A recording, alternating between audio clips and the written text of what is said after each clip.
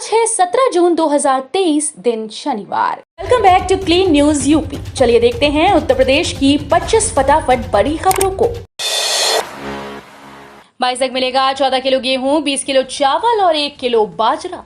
UP सरकार द्वारा राष्ट्रीय खाद्य सुरक्षा अधिनियम में आवश्यक वस्तुओं का निःशुल्क वितरण 22 जून तक कराया जा रहा है। इस दौरान पोर्टेबिलिटी ट्रांजैक्शन की सुविधा उपलब्ध रहेगी। खाद्य एवं रसद विभाग के द्वारा की गई जानकारी के मुताबिक 14 किलो गेहूं और 20 किलो चावल और पात्र गृहस्थी राशन कार्ड वालों को प्रति यूनिट 2 किलो गेहूं व 3 किलो चावल मुफ्त लाभार्थियों को दिया जा रहा है। अंत्योदय कार्ड धारकों को अप्रैल, मई व जून 3 माह की 3 किलो चीनी दी जाएगी। बदायूं, बुलंदशहर व कानपुर नगर में अंत्योदय कार्ड पर 14 किलो गेहूं, 20 किलो चावल और 1 किलो बाजरा और पात्र गृहस्थी योजना में प्रत्येक यूनिट पर 2 किलो गेहूं, 2 किलो चावल व 1 किलो बाजरा मुफ्त दिया जा रहा है। आईआईटी के पूर्व छात्र ने बनाया पौधे वाला एयर प्यूरिफायर, करेगा हवा शुद्ध और ये फायदे। बेडरूम या ड्राइंग रूम में रखा पौधा अब न सिर्फ घर की खूबसूरती को बढ़ाएगा बल्कि शुद्ध हवा भी प्रदान करेगा। बैठे बैठे प्रदूषित हवा से भी मुक्ति मिलेगी। ऐसा कारनामा आईआईटी कानपुर द्वारा बनाए गए एयर प्यूरिफायर से होगा। संस्थान के पूर्व छात्र संजय मौर्य ने इसे तैयार किया है। इसी में पौधा भी लगा होगा। एयर प्यूरिफायर दमा व सांस रोगियों के लिए काफी फायदेमंद होगा। अब आईआरसीटीसी कुत्ता बिल्लियों की भी बुक करेगा ट्रेन टिकट, जल्द तय होगा किराया। आईआरसीटीसी अब ट्रेन में यात्रियों के टिकट के अलावा यात्री के पालतू जानवरों में कुत्ता बिल्लियों के टिकट भी बुक करेगा। पूर्वोत्तर रेलवे की ट्रेन में जल्दी व्यवस्था को शुरू करने की तैयारी है। रेलवे बोर्ड के पैसेंजर मार्केटिंग ने आईआरसीटीसी को centre for railway information system के साथ बैठक करने के निर्देश दिए। शुरुआत में यह सुविधा फर्स्ट एसी में कूपे बुक कराने वाले यात्रियों को ही मिलेगी। अभी पार्सल से बुक होते हैं, लेकिन अब इनका भी ऑनलाइन टिकट जारी होगा। लखनऊ में ई रिक्शा के लिए 6 जोन, 6 रंग और संख्या होगी तय, जाम से मिलेगी निजात। लखनऊ शहर की ट्रैफिक व्यवस्था में बड़ी बाधा बने ई रिक्शा की भीड़ को नियंत्रित करने के लिए जेसीबी कानून व्यवस्था ने कई दिन निरीक्षण करने के बाद एक प्रस्ताव तैयार किया। इस प्रस्ताव के मुताबिक शहर को जोन में बांटकर वहां ई रिक्शा का संचालन कराया जाए। हर जोन के ई रिक्शा का रंग अलग अलग रखा जाए। इन जोन में ई रिक्शा की संख्या सीमित रखी जाए। साथ ही एक तय सीमा के बाद ई रिक्शा का रजिस्ट्रेशन आरटीओ से ही बंद कर दिया जाए। परिवहन विभाग और ऑटो टेम्पो एसोसिएशन की पिछली मांगों को देखते हुए तैयार किए गए इस प्रस्ताव को पुलिस कमिश्नर को भेज दिया गया है। छात्रों को मिलकर भी नहीं मिली छात्रवृत्ति और फीस भरपाई। प्रदेश में अन्य पिछड़ा वर्ग के हजारों छात्र छात्राओं को पिछले शैक्षिक सत्र में छात्रवृत्ति व फीस भरपाई की राशि मिलकर भी नहीं मिली। ऐसे कई प्रकरण मिले जिसमें छात्रवृत्ति व फीस भरपाई की राशि स्वीकृत हुई, उनके बैंक खातों में भेजी गई, मगर ट्रांजैक्शन फेल हो गया और उन लाभार्थियों को छात्रवृत्ति और फीस भरपाई की सुविधा मिलकर भी नहीं मिल पाई। एक्सप्रेसवे पर पत्थरबाजों का खौफ, हाईवे के अंडरपास समेत इन जगहों पर रहें सावधान, बढ़ी सुरक्षा। पत्थरबाज लुटेरे गैंग के सक्रिय होने पर यमुना एक्सप्रेसवे और आगरा लखनऊ एक्सप्रेसवे पर सुरक्षा बंदोबस्त कड़े कर दिए गए। लखनऊ एक्सप्रेसवे की सुरक्षा में लगी गाड़ियों के फेरे बढ़ा दिए गए। एक्सप्रेसवे जुड़े थानों पर भी अलर्ट जारी कर दिया गया। एक्सप्रेसवे के अंडरपास और सर्विस लेन पर पुलिस पिकेट की ड्यूटी लगा दी गई। आगरा लखनऊ एक्सप्रेसवे मुख्य सुरक्षा अधिकारी प्रथम आर एन सिंह ने बताया कि 0 किलोमीटर से 56 किलोमीटर तक 7 गाड़ियां पेट्रोलिंग के लिए तैनात हैं। ऑर्बिटल रेल कॉरिडोर से एनसीआर के इन 5 जिलों को होगा फायदा। गाजियाबाद की तो बल्ले बल्ले। एनसीआर ऑर्बिटल रेल कॉरिडोर का ट्रैक गाजियाबाद की सीमा में करीब 59 किलोमीटर लंबा होगा। इस कॉरिडोर पर जिले में 2 स्टेशन मुरादनगर और डासना बनाए जाएंगे, जिसके लिए जीडीए को जमीन तलाशनी है। इन दोनों स्टेशन के आसपास नामी कंपनीज के वेयर हाउस बनेंगे, जिससे आम लोगों को रोजगार मिलेगा। पिछले हफ्ते मेरठ में मंडलायुक्त की अध्यक्षता में ईस्टर्न पेरिफेरल एक्सप्रेसवे के समानांतर बनने वाले एनसीआर ऑर्बिटल रेल कॉरिडोर को लेकर बैठक हुई। बैठक में जीडीए समेत कई प्राधिकरण के प्रतिनिधियों ने भाग लिया। सोनांचल को नए रूप में विकसित करेगी सरकार, सीएम योगी का ऐलान, करोड़ों की सौगात भी दी। मुख्यमंत्री योगी आदित्यनाथ शुक्रवार को सोनभद्र पहुंचे और सोनांचल को नए रूप में विकसित करने का ऐलान किया। कहा कि इसके लिए केंद्र व प्रदेश सरकार ने बेहतर कार्य योजना तैयार कराई। इसके साथ ही करोड़ों की सौगात भी दी। विद्यालयों को तकनीकी से जोड़ने के साथ युवाओं को रोजगार मुहैया कराया जाएगा। मुख्यमंत्री ने लोगों को बेहतर स्वास्थ्य सुविधा मुहैया कराने के लिए पीएचसी, सीएचसी पर स्वास्थ्य एटीएम लगवाने का ऐलान किया। सीएम योगी का ऐलान, अयोध्या राम मंदिर लोकार्पण समारोह की शुरुआत, दीपोत्सव से जलेंगे 21 लाख दीप। मुख्यमंत्री योगी आदित्यनाथ अपने अयोध्या दौरे के दूसरे दिन भरतकुंड में जनसभा को संबोधित कर रहे थे, जिसमें उन्होंने कहा कि राम मंदिर लोकार्पण समारोह की शुरुआत दीपोत्सव से होगी। अयोध्या में 21 लाख दीप जलेंगे, हर घर, हर घाट, हर कुंड में जलेंगे दीप। अभी से तैयारी का आह्वान किया। उन्होंने कहा कि अगले वर्ष हमारे राम अपने मंदिर में विराजमान हो जाएंगे। अयोध्या के भरतकुंड में जनसभा में योगी ने आह्वान किया। 2024 को मोदी के नेतृत्व में सरकार बनाने की अपील की। उन्होंने कहा कि योजनाओं को बिना जाति मजहब के दिया। यूपी के बड़े शहरों में 3 गुना होगी वातानुकूलित इलेक्ट्रिक एसी बसें, सुगम होगा यातायात। यूपी की योगी सरकार प्रदेश के बड़े शहरों में वातानुकूलित बसों को 3 गुना करेगी। मौजूदा समय में 745 एसी इलेक्ट्रिक बसेस चल रही हैं। 250 बसेस चलाने की तैयारी हो रही है। मुख्य सचिव दुर्गा शंकर मिश्र ने होटल ताज में आयोजित workshop on launch of comprehensive electric mobility plan पर लखनऊ में ये बात कही।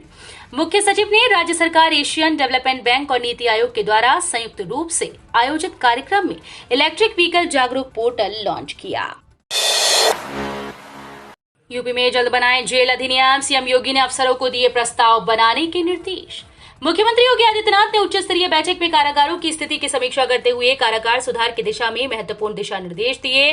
मुख्यमंत्री ने कारागारों को सुधार गृह के रूप में स्थापित करने की जरूरत जताई और प्रदेश के नए प्रिजन एक्ट तैयार करने के निर्देश दिए।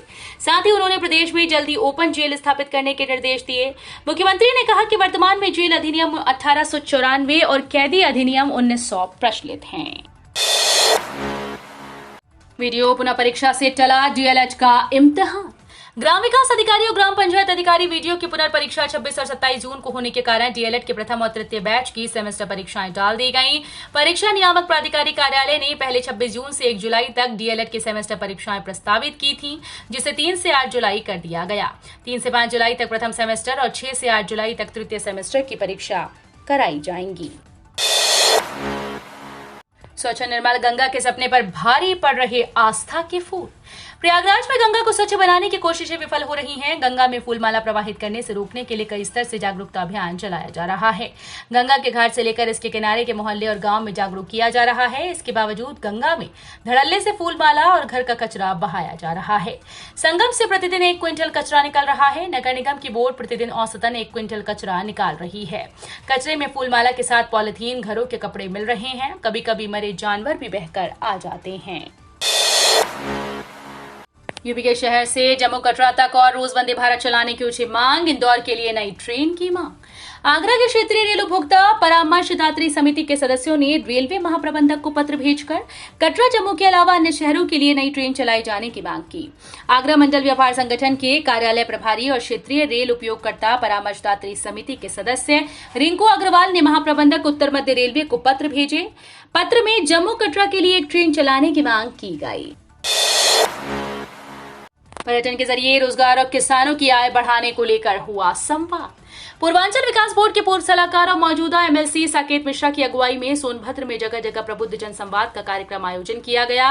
मुख्य कार्यक्रम जिला मुख्यालय स्थित विवेकानंद प्रेक्षागृह में आयोजित हुआ। इस दौरान पर्यटन को बढ़ावा देकर ज्यादा से ज्यादा रोजगार सृजन करने और सिंचाई सुविधाओं का विस्तार कर किसानों की आय बढ़ाने पर जोर दिया। इसके अलावा कृषि से जुड़े अन्य मुद्दों और शिक्षा की बेहतरी को लेकर चर्चा हुई। सीएसजीएमयू में पीएचडी करने पर मिलेगी 10,000 की स्कॉलरशिप। छत्रपति शाहूजी महाराज विश्वविद्यालय कानपुर से पीएचडी करने वालों को 10,000 तक की स्कॉलरशिप मिलेगी। यहां से आप 43 कोर्स में पीएचडी कर सकते हैं। कुल 112 सीट्स के लिए स्टूडेंट आवेदन कर सकते हैं। आवेदन की प्रक्रिया शुरू हो चुकी है, जो कि 7 जुलाई तक चलेगी। पंडित दीनदयाल उपाध्याय और छत्रपति शाहूजी महाराज के जीवन से जुड़े विषयों पर शोध करने वाले शोधकर्ताओं को 10,000 रुपए महीने स्कॉलरशिप दी जाएगी। सीएम योगी बोले, बेटी को हाथ लगाने वाले गुंडों को पता है कि परिणाम क्या होगा। यूपी के सोनभद्र में शुक्रवार को जनसभा को संबोधित करते हुए मुख्यमंत्री योगी आदित्यनाथ ने कहा कि कोई भी गरीब खुद को अनाथ और लाचार न माने। डबल इंजन की सरकार उनके साथ खड़ी है। आज कोई हमारी कानून व्यवस्था को ठेंगा नहीं दिखा सकता। बेटी को हाथ लगाने वाले गुंडे को पता है कि उसके दुस्साहस का परिणाम क्या होगा। व्यापारियों से आज कोई रंगदारी मांगने की हिम्मत नहीं कर सकता। लव जिहाद के मामलों पर सीएम योगी सख्त। लव जिहाद के बढ़ते मामलों को लेकर लगातार सीएम योगी आदित्यनाथ सख्त हैं। दरअसल उत्तर प्रदेश में 2021 से 30 अप्रैल 2023 तक 427 मामले लव जिहाद के दर्ज हुए, जबकि धर्मांतरण कानून को लेकर अब तक 833 से ज्यादा गिरफ्तारी हुई। वहीं 185 मामलों में पीड़ित ने कोर्ट के सामने जबरदस्ती धर्म परिवर्तन की बात कबूली। नाबालिगों के धर्मांतरण के मामले में अब तक 65 मामले दर्ज हो चुके हैं। सबसे ज्यादा मामले बरेली जनपद में दर्ज हुए। सीएम ने कृषि विज्ञान केंद्र सहित 414 करोड़ की सौगात, सोनभद्र को बनाएंगे इको पर्यटन का बड़ा हब। जिले में 6वीं बार पहुंचे मुख्यमंत्री योगी आदित्यनाथ ने सोनभद्र को 414 करोड़ की विकास परियोजनाओं की सौगात देने के साथ कई नई पहल का ऐलान किया। कृषि विज्ञान केंद्र के शिलान्यास की जानकारी देते हुए बताया कि ये केंद्र सोनभद्र में कृषि के क्षेत्र में शोध के साथ ही किसानों को खेती किसानी से जुड़ी नवीनतम तकनीक की भी जानकारी देने में सहायक होगा। सोनभद्र में कई विकास परक और कल्याणकारी योजनाओं का संचालन करने का जिक्र करते हुए मुख्यमंत्री ने कहा कि सोनभद्र अपने नाम के अनुरूप ही सोने जैसा जनपद बनने जा रहा है। अखिलेश यादव की चेतावनी, पार्टी में नहीं चलेगी गुटबाजी, अभी से चुनाव में जुट जाए कार्यकर्ता। लोकसभा चुनाव के लिए राजनीतिक पार्टी इस तैयारियों में जुट गई। सपा अध्यक्ष अखिलेश यादव भी आम चुनाव को गंभीरता से ले रहे हैं। नगर निकाय चुनाव में हार से सबक सीखते हुए उन्होंने फोकस कार्यकर्ताओं पर किया। बीजेपी के हाथों शिकस्त खाए अखिलेश यादव को गुटबाजी का अंदाजा हो गया, इसलिए उन्होंने कार्यकर्ताओं को सख्त निर्देश दिए। अखिलेश यादव ने कहा कि पार्टी में आपसी गुटबंदी नहीं चलेगी। कार्यकर्ताओं को अभी से लोकसभा चुनाव की तैयारी में जुट जाने का उन्होंने फरमान सुनाया। लोकसभा इलेक्शंस 2024 से पहले उलटफेर के संकेत, सीएम योगी से ओम प्रकाश राजभर की हुई आधे घंटे बातचीत। उत्तर प्रदेश के मुख्यमंत्री योगी आदित्यनाथ अपने 2 दिवसीय दौरे पर वाराणसी पहुंच गए। इस दौरान उन्होंने पूर्व मंत्री और वाराणसी दक्षिणी विधानसभा के विधायक नीलकंठ तिवारी के भाई के रिसेप्शन पार्टी में शामिल हुए। इससे पहले सीएम योगी सर्किट हाउस पहुंचे, जहां उन्होंने सुबह सपा प्रमुख ओम प्रकाश राजभर से मुलाकात की। सीएम योगी ने वाराणसी में सुबह सपा प्रमुख से मुलाकात की। इन दोनों के बीच ये मुलाकात वाराणसी के सर्किट हाउस में हुई। हिंदुत्व की विचारधारा को असदुद्दीन ओवैसी ने क्यों बताया जहर, 2024 के लिए कांग्रेस को दी ये नसीहत। लोकसभा चुनाव 2024 को लेकर सियासी पार्टीज ने सियासी समीकरणों से लेकर जातीय गुणागणित को मजबूत करना शुरू कर दिया। इस बीच एआईएमआईएम चीफ असदुद्दीन ओवैसी ने कांग्रेस पार्टी को उसकी विचारधारा के मद्देनजर नसीहत दी है। इसके साथ ही असदुद्दीन ओवैसी ने हिंदुत्व की विचारधारा को जहर बताया। ओवैसी ने कांग्रेस को लोकसभा चुनाव 2024 और तेलंगाना के विधानसभा चुनाव के लिए सलाहियत दी।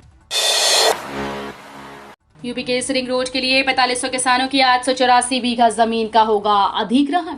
महाकुंभ की महत्वाकांक्षी परियोजनाओं में से एक इनर रिंग रोड का प्रयागराज की जनता को बेसब्री से इंतजार है। महाकुंभ से पहले इनर रिंग रोड के प्रथम चरण का काम किया जाएगा। इसके अंतर्गत 45 गांव से होकर यह रिंग रोड गुजरेगी, जिसमें प्रयागराज रीवा राजमार्ग के पालपुर से मिर्जापुर मार्ग से होते हुए सहसो बाईपास तक 29.466 किलोमीटर सड़क का निर्माण कार्य किया जाएगा। पहले फेज में रिंग रोड की लागत 2990 करोड़ रुपए है। रिंग रोड के पहले चरण का काम 2025 में लगने वाले महाकुंभ से पहले पूरा किया जाना है। राजनाथ सिंह पहुंचे लखनऊ, हनुमान जी के दर्शन कर दिया सबका साथ सबका विकास का संदेश।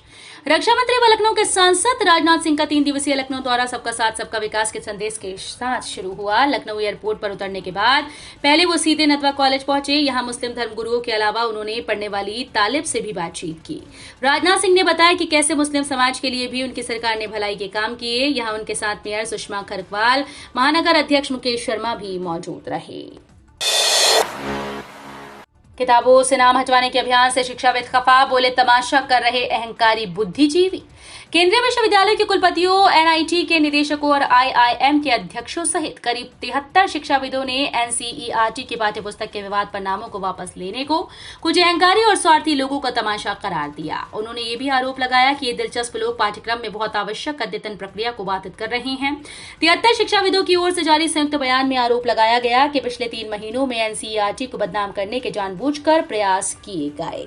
तो ये थी आज की 25 फटाफट बड़ी खबरें। अगर आपको न्यूज पसंद आई हो तो वीडियो को लाइक और शेयर जरूर करें। धन्यवाद।